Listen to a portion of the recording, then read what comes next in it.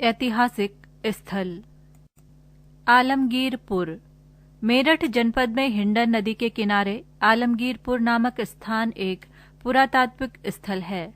ये गंगा और यमुना के किनारे बसे सभी क्षेत्रों में पहला स्थान है जहां हड़प्पाकालीन सभ्यता के अवशेष मिले हैं। ये स्थान परसाराम का खेरा के नाम से भी जाना जाता है। प्राचीन काल में हिंडन को हर नदी के नाम से जाना जाता था।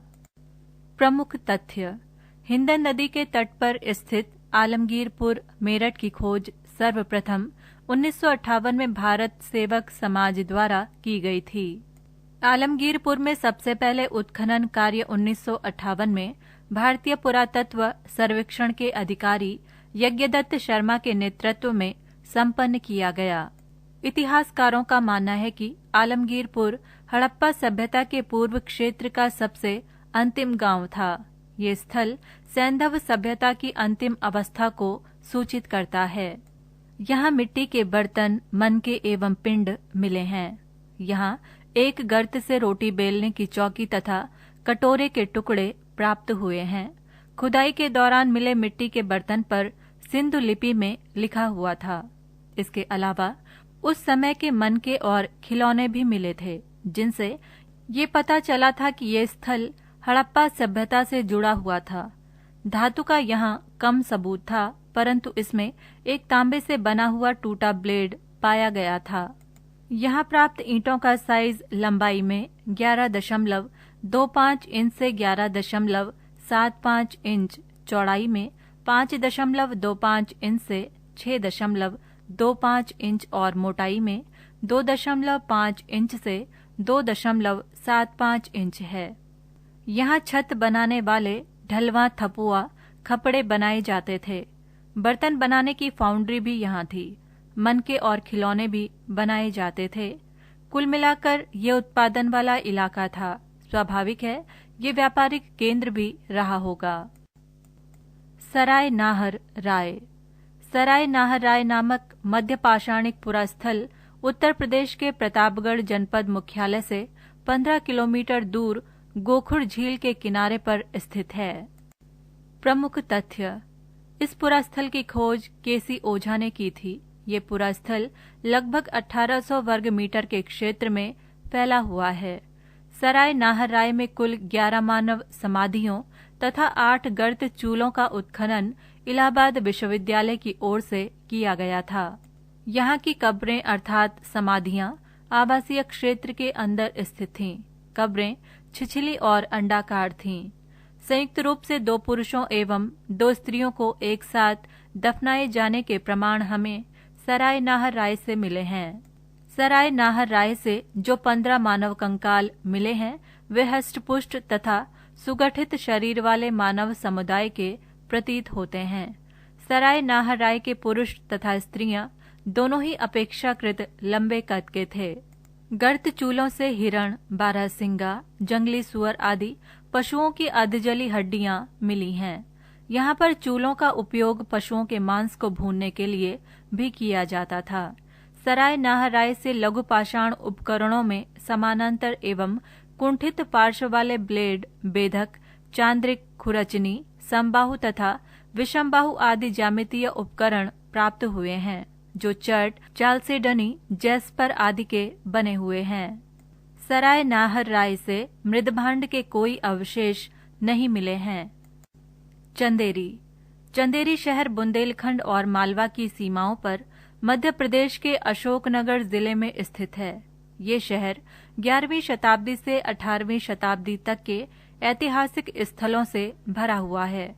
चंदेरी मालवा सुल्तानों और बुंदेला राजपूतों के समय से ऐतिहासिक महत्व का शहर है, जिन्होंने 15वीं और 16वीं शताब्दी में इस क्षेत्र पर शासन किया था। प्रमुख तथ्य: इस शहर का इतिहास 11वीं शताब्दी से जुड़ा है, जब ये मध्य भारत का एक महत्वपूर्ण सैन्य केंद्र था और प्रमुख व्यापारिक मार्ग भी मालवा, मेवाड़, गुजरात के प्राचीन बंदरगाह और दक्कन इससे जुड़े हुए थे। इस ऐतिहासिक नगर का उल्लेख महाभारत में भी मिलता है। कहा जाता है कि चंदेरी फैब्रिक की खोज शिशुपाल, जो कि भगवान श्री कृष्ण की बुआ के बेटे थे, उन्होंने की थी। दूसरी शताब्दी से ही चंदेरी बुनकरों का केंद्र रहा है। विंध्याचल का ये इलाका उच्च कोटि की बुनाई के लिए प्रसिद्ध है। चंदेरी पर गुप्त, प्रतिहार, गुलाम, तुगलक, खिलजी, अफगान, गौरी, राजपूत और सिंधिया वंश ने शासन किया है। राणा सांगा ने चंदेरी को महमूद खिलजी से जीता था। जब सभी प्रदेशों पर मुगल शासक बाबर का आधिपत्य था तो 1527 में एक राजपूत सरदार ने चंदेरी पर अपनी पताका लहराई। इसके बाद इसके शासन की बागडोर जाट पूरनमल के हाथों में आ गई। अंत में शेरशाह ने छल से पूरनमल को हराकर इस किले पर कब्जा किया। 9वीं और 10वीं शताब्दी में बने जैन मंदिर यहाँ के मुख्य आकर्षण हैं। 11वीं शताब्दी में राजा कीर्तिपाल द्वारा निर्मित चंदेरी किला पहाड़ी पर स्थित है, जो कि करीबन 71 मीटर ऊंचा है, जो कि 5 किलोमीटर लंबी दीवार से घिरा हुआ है। इस किले पर कई बार आक्रमण किए गए और अनेक बार इसका पुनः निर्माण किया गया। इस किले में 3 प्रवेश द्वार हैं। सबसे ऊपर के द्वार को हवापुर दरवाजा कहा जाता है और सबसे नीचे के द्वार को खूनी दरवाजा कहा जाता है। किले के दक्षिण पश्चिम में एक रोचक दरवाजा है जिसे कट्टी घट्टी कहा जाता है। यहाँ कोशक महल को 1445 ईस्वी में मालवा के महमूद खिलजी ने बनवाया था। ये महल 4 बराबर हिस्सों में बटा हुआ है। महल के हर खंड में बालकनी, खिड़कियां और छत पर की गई शानदार नक्काशियां हैं। चंदेरी साड़ियों और ऐतिहासिक स्मारकों के लिए अविश्वसनीय रूप से प्रसिद्ध है। पृष्ठ संख्या 68। हनुमानगढ़। हनुमानगढ़ भारत के राजस्थान राज्य का एक शहर है। ये उत्तर राजस्थान में घग्गर नदी के दोनों तट पर स्थित है। हनुमानगढ़ को मूल रूप से भटनेर के नाम से जाना जाता है। प्रमुख तथ्य। हनुमानगढ़ का इतिहास में महत्वपूर्ण स्थान है क्योंकि ये सिंधु घाटी सभ्यता का एक अटूट हिस्सा था। इसे क्षेत्र में खुदाई करने पर प्राचीन युग की कई कलाकृतियों, सिक्कों और यहाँ तक कि इमारतों के अवशेष मिले हैं। भारत के पश्चिम में स्थित होने के कारण इसे पश्चिम का प्रहरी भी कहा जाता है। यहाँ स्थित भटनेर दुर्ग का निर्माण 285 ईसा में भाटी वंश के राजा भूपत सिंह भाटी द्वारा करवाया गया था, इसलिए इसे भटनेर कहा जाता है। कभी ये सिंधु घाटी सभ्यता का हिस्सा हुआ करता था। भटनेर किला हनुमानगढ़ का प्रमुख आकर्षण है, जिसका इतिहास हजारों वर्षों से भी अधिक पुराना है। इस क्षेत्र में खुदाई में एक प्राचीन युग से संबंधित मानव इतिहास के महत्व की कुछ महान आश्चर्यजनक कलाकृतियों का पता चला है।